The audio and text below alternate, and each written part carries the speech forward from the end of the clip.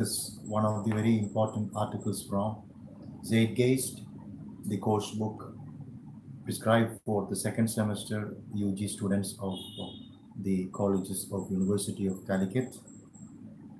As we know, the course has 4 modules, and the article we discuss today is from module 1, which is on Indian Constitution and Secularism. And we are discussing the preamble to the Constitution of India today. The Constitution of India is a formidable document, and it is the largest constitution of the constitutions of the countries of all the world. And we know that our country, India, is the largest democracy, and the great Constitution of India can help the judiciary as well as the executive to overcome all the problems that the country face. And the Constitution of India, especially the preamble to the Constitution of India, is very important. It is the identity card of the Constitution, and the preamble contains almost all the essential aspects of the great Constitution of India. Now, we will discuss the preamble today, and afterwards we will just look at the significance of the preamble of the Constitution of India. So I'll be reading the preamble in the beginning. Thereafter, I'll be making a commentary on the significance of the preamble to the Indian Constitution. So here we have the preamble to the Constitution. The Constitution of India. Preamble.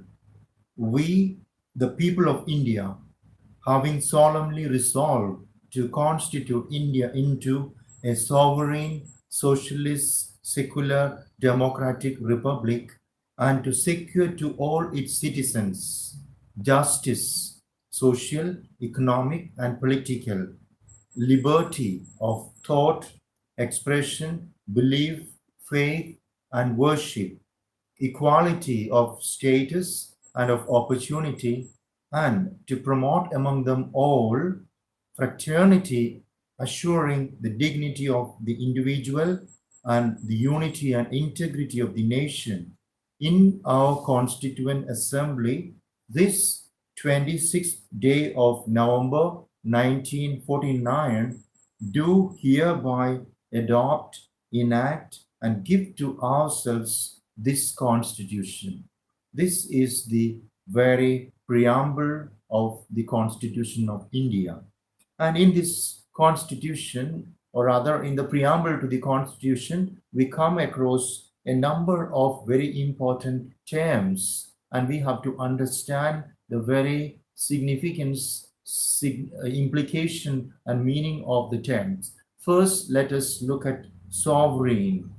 Sovereign, the very word refers to independent of dominion any other of any other nation, independent of dominion of any other nation. So we, the people of India, having solemnly resolved to constitute India into a sovereign, socialist, secular, democratic republic. So sovereign, our country is no more under any other country. We are sovereign.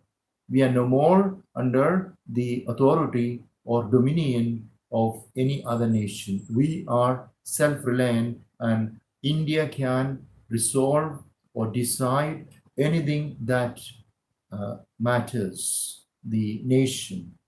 Now we have other terms like solemnly resolved to constitute India into a sovereign, socialist, secular, democratic republic. So we have to understand what is socialism, or what is a socialist country, what is a secular country, and what is a democratic country. Socialist refers to, in fact, the term socialist was adopted, or rather added to the Constitution by the 42nd Amendment in 1976.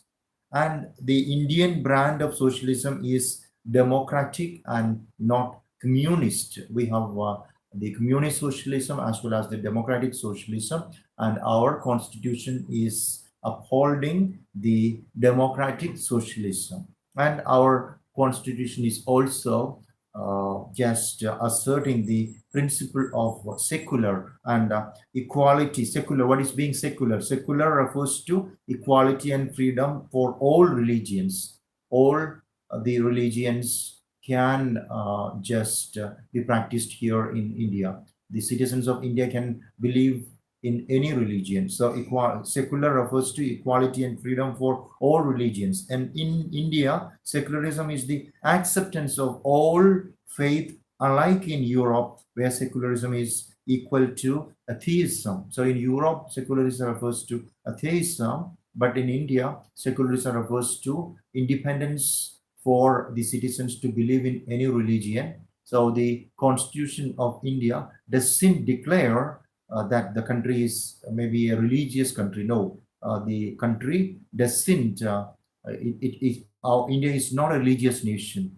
Any religion can be practiced in India. That is secular and democratic. We know what democracy is. We have the great definition of democracy by Abraham Lincoln here. What we mean by democratic is supreme power lies in the people, and the constitution derives its authority from the people.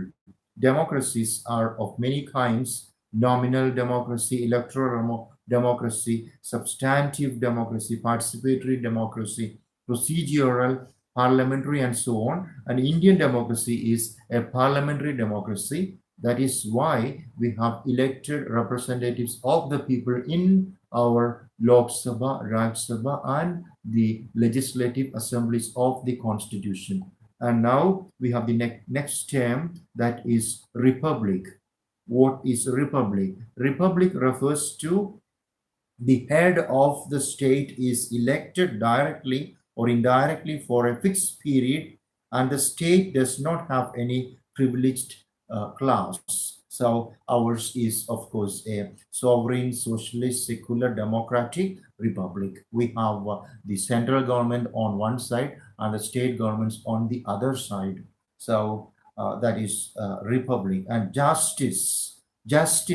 So the constitution is declared to secure to all its citizens justice. Justice refers to social, economic, and political justice. Justice is secured through the provisions of fundamental rights and enshrined in Part 3 of the Constitution from Articles 12 to 35. So the Indian citizen, or rather the Constitution, is providing the citizens the fundamental rights, and justice is assured through fundamental rights. Now we have also liberty. Liberty is the freedom, the right to freedom of thought, expression, belief, faith, and worship.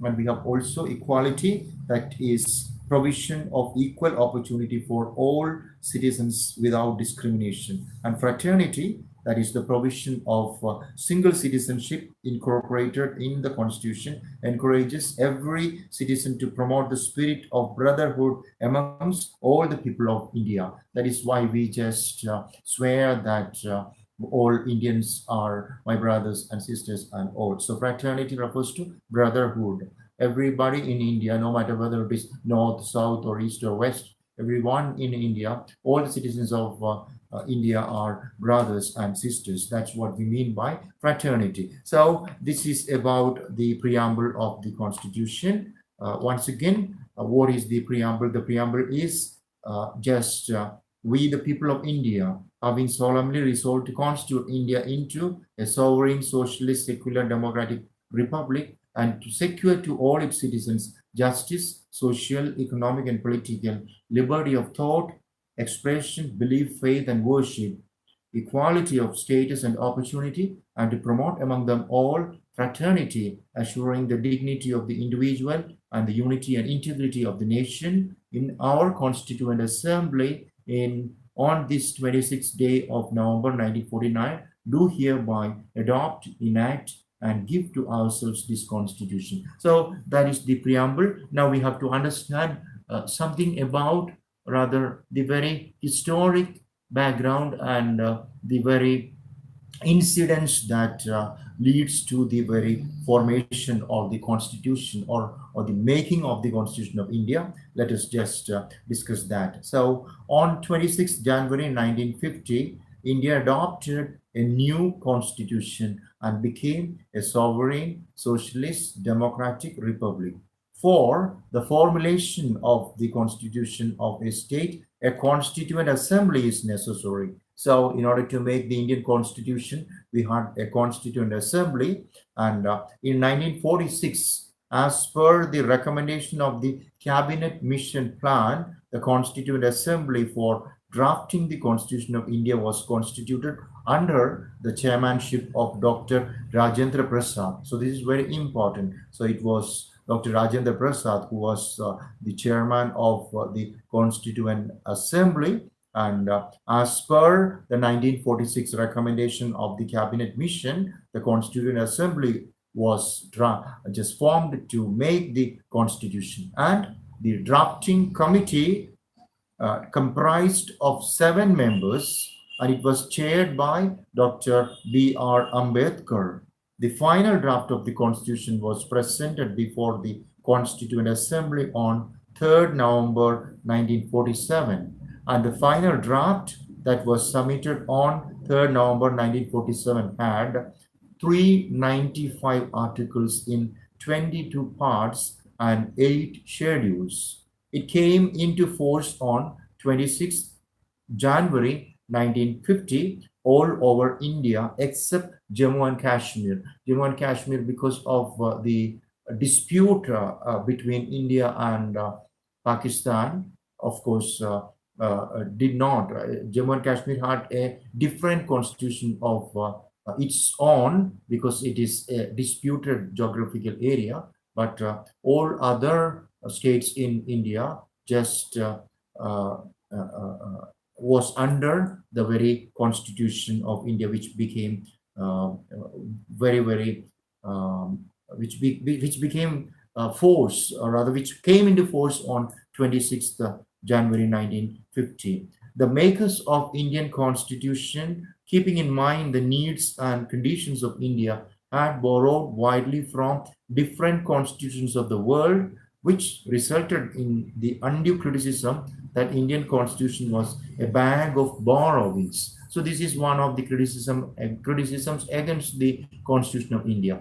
Indian Constitution was criticized as a bag of borrowings because the Constitution borrowed a lot of ideals and concepts from the other best constitutions of the nations of the world. In its current form, it has a preamble, 25 parts with 448 articles, 12 schedules, and 5 appendices, and 101 amendments. It is the most comprehensive and longest written constitution of the world. So another very important fact about the Constitution of India is that it is the longest constitution of the world. Now, a little more about the preamble. The preamble is what the second semester UG students of the English common course have to study. So the term preamble means introduction or preface. The tradition of preamble began with the American Constitution. Preamble refers to the very essence of the Constitution. Preamble to the Constitution of India is thus rightly described as the very identity card of the Constitution. So this is very important. Preamble to the Constitution is the identity card of the Constitution. The preamble assimilates the fundamental values of political, moral, and religious on which the Constitution is built. It manifests the gracious vision, dreams, and aspirations of the founding fathers of the Constitution. K.M. Munshi, a member of the drafting committee, stated that the preamble is the horoscope of our sovereign democratic republic. Another member of the drafting committee, Pandit Thakur Das, rightly remarked that the preamble to the Indian Constitution, the preamble is the soul of the Constitution. This is again very important. So the preamble is described as the identity card of the Constitution. It is also described as the soul of the Constitution. The preamble was amended by the 42nd Constitutional Amendment Act of 1976, which added three words: socialist, secular, and integrity. This is again another very important point. So the 42nd Constitutional Amendment Act of 1976 added three words to the Constitution of India, that is socialist, secular, and integrity.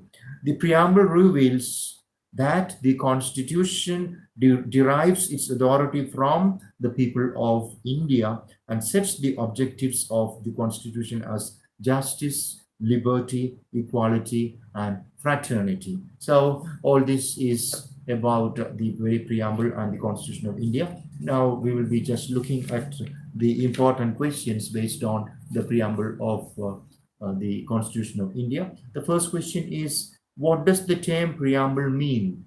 It's very simple. We discussed and we know that preamble refers to preface. Preamble, the very term, refers to preface. Next question, who was the chairman of the Constituent Assembly? The chairman of the Constituent Assembly was Dr. Rajendra Prasad. Next question is, the Constitution of India derives its authority from the people of India. Next question, the preamble to Indian Constitution has been amended by the Constitutional Amendment Act 1976. So, which was the number of the constitutional amendment? It was the 42nd Constitutional Amendment Act of 1976. Now we have short questions. First one, why is the preamble called the identity card of the Constitution? The preamble is called the identity card of the Constitution because the preamble refers to the essence of the Constitution. The preamble refers to the very idea of the entire idea of the Constitution. And because the preamble refers to the very essence of the Constitution, very gist of the Constitution, short summary of the Constitution, it could be said that the preamble is the identity card of the Constitution. Next question, what are the new words added to the preamble by the 42nd Constitutional Amendment Act of 1976? So the three words added after the 42nd Constitutional Amendment Act of 1976 are socialist, secular, and integrity. Now we have the next question. What are the objectives of the Constitution set by the preamble? So the objectives set by the Constitution, what are the question is, what are the objectives of the Constitution set by the preamble? So the objectives of the Constitution are, in fact, four in number. The objectives of the Constitution are justice, liberty, equality, and fraternity. Justice, liberty, equality, and fraternity are the objectives of the Constitution set by the preamble. Now we come to the paragraph question. What is the significance of the preamble of the Constitution of India? Okay, the preamble means introduction or preface, and the very concept of preamble comes from the very tradition of the preamble. The very concept of the preamble comes from the Constitution of America. It was the American Constitution which had a preamble for the first time. Thereafter, of course, many other constitutions of the nations of the world, especially the very Constitution of India, have the preamble, and the very preamble refers to the very essence of the Constitution. And the preamble can be defined as the identity card of the Constitution. It can also be defined as the soul of the Constitution, and the terms like socialist, secular, integrity were added to the preamble by the 42nd Constitution Amendment Act of 1976. And later, of course, we have to understand that the objectives of the Constitution are also included in the preamble, and the objectives of the Constitution are justice, liberty, equality, and fraternity. Now we come to the very essay question. explain the salient features of the preamble to the Constitution of India. So the salient features of the preamble to the Constitution of India can be just understood by the discussion of, or rather just explaining or defining the important 8 terms. Once we understand 8 terms like sovereign, socialist, secular, democratic, republic, justice, liberty, equality, fraternity, we have the very salient features of the preamble to the Constitution. So for each of these 8 concepts, we will be making one paragraph, and that would be answer to the essay question: what are the key or salient features of the preamble to the Constitution? So once again, I repeat, the salient features to the Constitution of India are: number one, sovereign. That is, our country is no more under any other nation. Our country is an independent dominion. Now, socialist, right? We believe in democratic socialism, and next is secularism. Every citizen can, all the citizens of the country are free to practice any religion. And democratic, of course, we have a parliamentary democracy, and everything in the country is decided by people. Elected representatives in the Lok Sabha, Rajya Sabha, and legislative assemblies decide the future as well as the present of the country. Then republic, we have, of course, the central government, the state governments, and on top of all the state governments is, of course, the prime minister. Above the prime minister is the president, and above the president and the prime minister, we have the constitution. And of course, the even when the Supreme Court, the Chief Justice of the Supreme Court, has any problem about resolving the issues of the country, the constitution will be the final authority to, of course, resolve the issues of the country. And now we have justice, liberty, equality, and fraternity.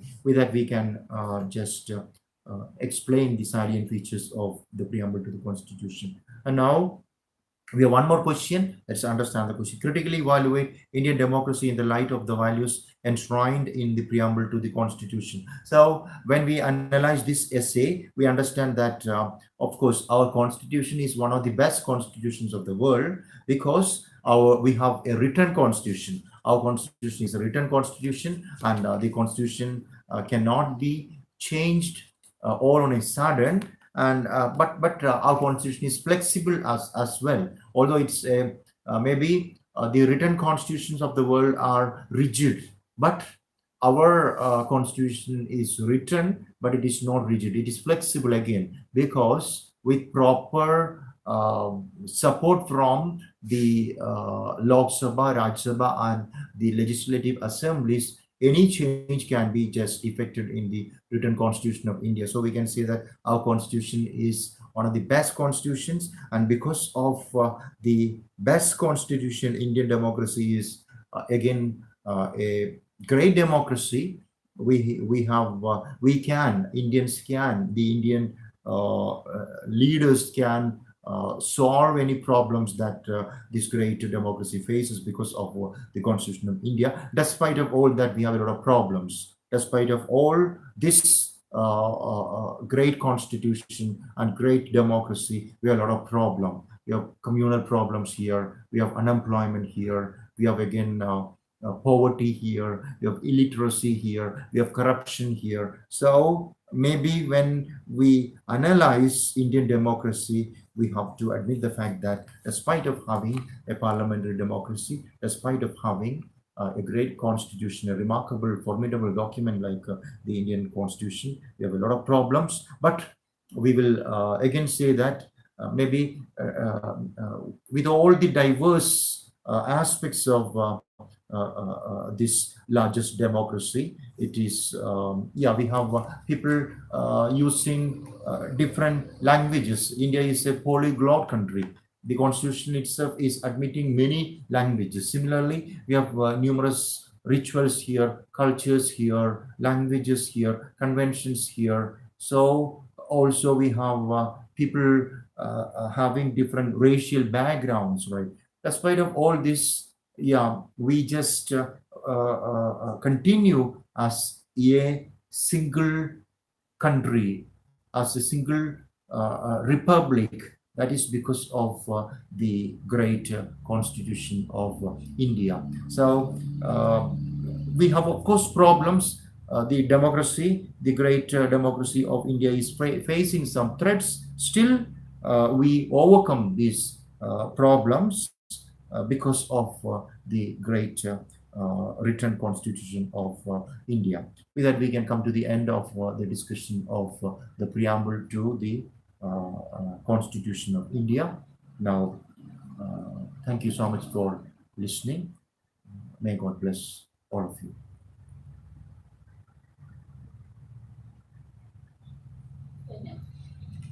അത് കഴിഞ്ഞ് ഇനി വേറെ ഉണ്ട്.